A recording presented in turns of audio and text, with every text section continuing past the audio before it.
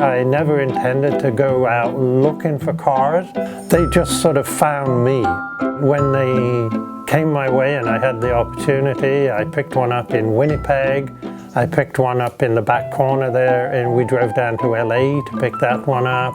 The four-wheel Tiger came from Chatham, and the other one behind me belonged to a good friend of mine who bought it brand new in Germany as his everyday car in 1955 when he was with the Canadian military.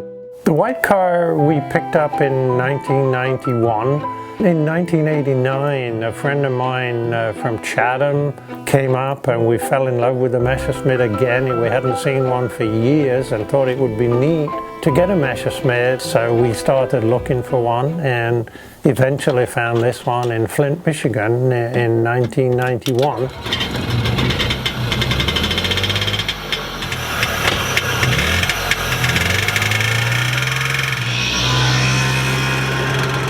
But everything works well because this was a very good car. It's unrestored and it had 3,500 miles on it. So I did a lot of cleaning up and some minor work to it, but it still is an unrestored car and now has close to 9,000 miles on it. My wife Wendy and I bought our first one on the 27th of September 1962 and we got married on October the 2nd of 1962.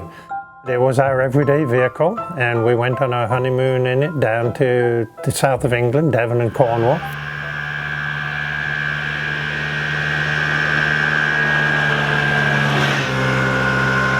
Oh, there's a lot of myths and probably the biggest one is that they were actually built from surplus fuel tanks from the German jet fighter planes, and that of course is absolutely a myth. A lot of people ask, can you drive it on the road? Yes, you can. It's legally licensed and it will cruise at a good 55 miles an hour with two people in. Top speed just over 60 and extremely stable. It doesn't have reverse because you actually stop the engine and by turning the key differently, you start the whole engine backwards. So you actually have 4 reverse gears.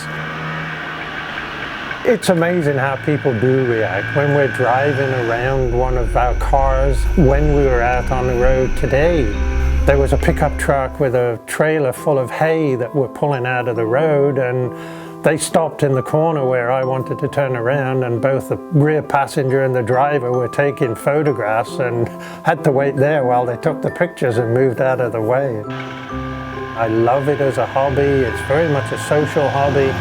And I have no plans on selling any of them until I absolutely have to, and hopefully we'll continue to restore them and drive them.